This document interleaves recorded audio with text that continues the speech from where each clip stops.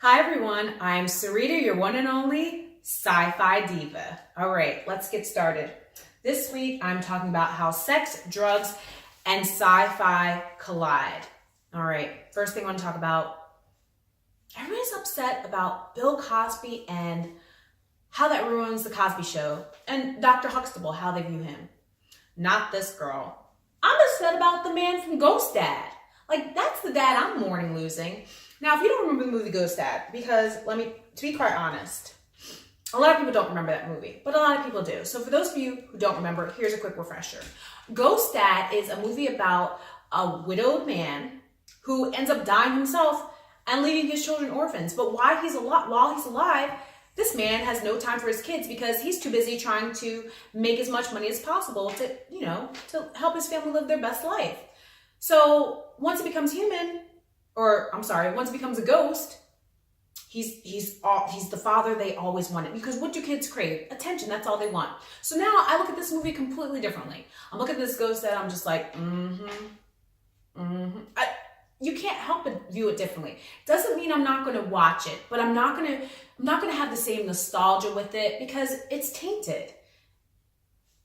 I don't know. I think a lot of people feel like that. Second thing, Smallville. Smallville is progressively getting harder and harder to watch because Chloe is one of the characters that lasts a long time in that show, all right?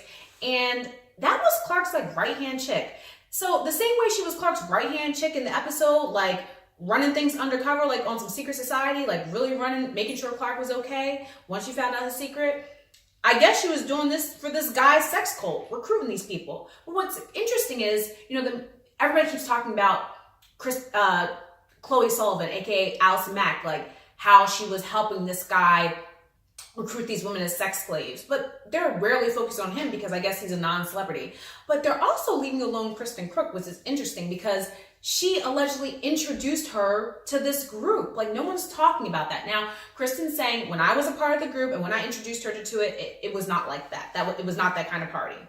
So Allison Mack, in my mind, doesn't excuse what she did, but she is also a victim herself a little bit, right? Because she was somehow brought into this group, and people can brainwash you and have you think all types of different things, okay? Next thing you know, you're being sex trafficked and don't even know it. You have no clue what you can be talked into at times. Especially vulnerable women, vulnerable young women. Now, here's what's even more crazy, is that Allison Mack just didn't try to recruit some D-list people to be a part of the sex cult. I mean, she even tried to recruit our girl Hermione from Harry Potter.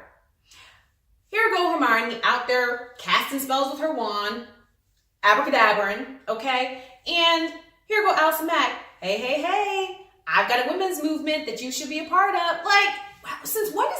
How is a sex cult a women's movement? All of you sleeping with this one man. Nasty. Allegedly. Then she tried to recruit other people as well. But now they're not in the science fiction realm, so it doesn't even matter really. But the fact that she tried to recruit our girl Hermione, no, I'm mad at you. I'm taking this personally. So now whenever I watch Smallville, I was already fast forwarding through her scenes. But now it's even more. It's even a little bit more. I'm disappointed. And all the fans are disappointed. They've got people in Smallville. Where is Pete Ross? Pete was gone in season 4 or 5 of Smallville. They got Pete Ross, I guess TMZ did, walking out of some restaurant asking him about what they think about it. Okay, I see Pete Ross. But what about get the guy that plays Superman? I want to hear what he thinks about it. I want to hear what Kristen Crook thinks about it. I want to hear what the guy that Lex Luthor, I want to hear about everyone in Smallville, everyone in Smallville, all these people are living in Smallville. I want to hear what they have to say about it. All right, I'm going to a tangent. I am. Because this is devastating for Smallville fanatics like myself. Because you're never going to be able to watch the show the same way again. Next thing, Star Trek Voyager. Now, if you watch any of my videos I'm talking about the Sci-Fi Diva, so obviously I love Star Trek, and I've watched all of them from the original series to Next Generation to Deep Space Nine, Voyager, Enterprise, and now Discovery. My girl Kes from Star Trek Voyager was one of the first main series show to have a woman captain. Kes is out here. I don't even know the girl's name that plays Kes, but the woman that played Kes, she's out here getting arrested in Tennessee for drinking and driving, and that mugshot is a mess. Tess. Now, it can happen to anybody, but I need my science fiction people, like, I need this community to be unscathed. Is that too much to ask? Here's the thing. It's almost to a point where I need to not, I don't want to know about my actors and actresses' personal life. I just need them to exist on the screen. Because we know people aren't perfect, but every time something comes out, it just taints it more and more and more. Okay, what do you guys think? Comment below, let me know. What are your thoughts on Ghost Dad? Has it tainted it for you? What are your thoughts on Smallville? Can you still watch it the same knowing this Chloe Sullivan girl or Allison Mack was out here macking and recruiting these women? Allison Mack is out here macking, recruiting these women as sex slaves for this guy in the sex cult? Or even Kes in Star Trek Voyager. Does that make you look at her differently? I don't know.